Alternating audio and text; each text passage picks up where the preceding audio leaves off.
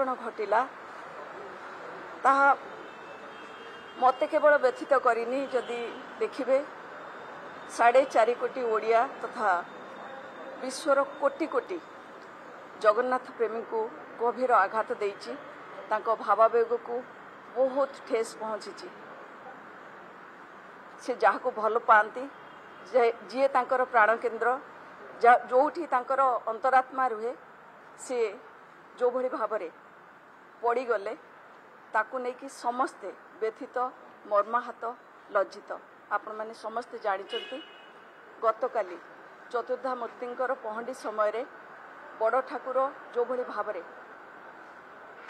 पड़गले तले पड़गले समस्त को से घटना अत्यंत मर्माहत करिछि व्यथित करिछि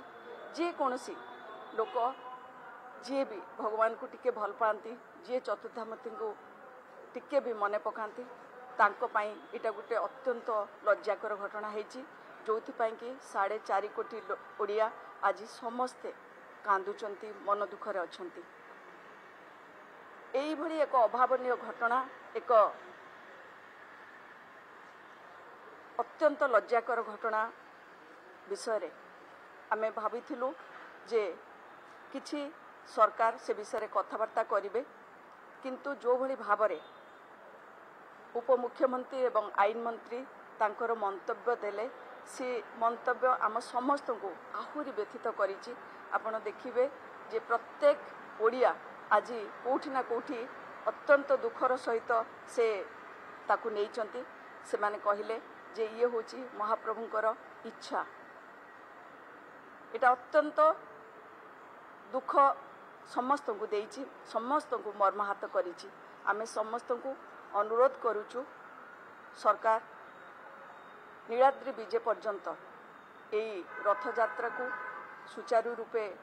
तुलांतु एवं जेमिति महाप्रभुंकर कौन सी असुविधा न हुए रथ यात्रा रे सेमिति कार्यक्रम करंतु समस्त को आमे अनुरोध करूचु समस्त एथिरे सहयोग करंतु। धन्यवाद नमस्कार। मैडम जो भाव में घटनाटी घटला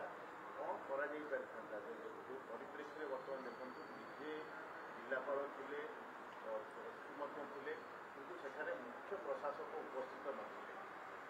तो कौन आपण देखिले एटा परिचालनागत त्रुटि ना मानव त्रुटि ना कौन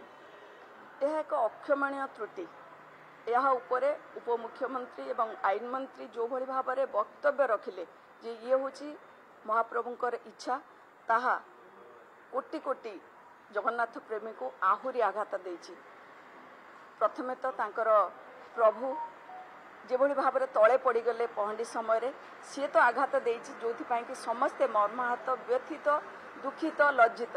ता उपरे ये जो भली भाव में रिमार्क से रिमार्क निश्चित भाव में समस्त को आज आघात देछि। आमे सरकार को अनुरोध करूचु जे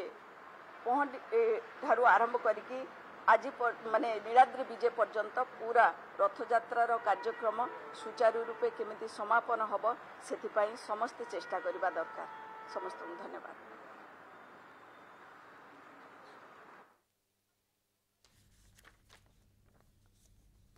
तेबे बलभद्रंकर तले पड़ीजा घटना को नहीं बीजेडी पक्षरु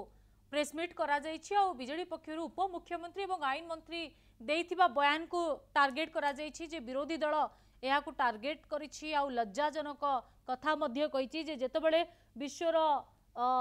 कोटि कोटि ओडिया को ए घटना आघात देउछि सेतेबेले बीजेपी उपमुख्यमंत्री एवं आईन मंत्री ए घटना को जगन्नाथ इच्छा बा महाप्रभु इच्छा कहवा अति लज्जाकर कथा बोली यह कहते सुलोचना दास। तो बड़ ठाकुर पहंडी बेले पड़ीजा घटना समस्त को व्यथित करिछि तो अनुरोध करिसेंती जे सरकार नीलाद्री विजय पर्यंत समस्त घटनार तदारख करंतु।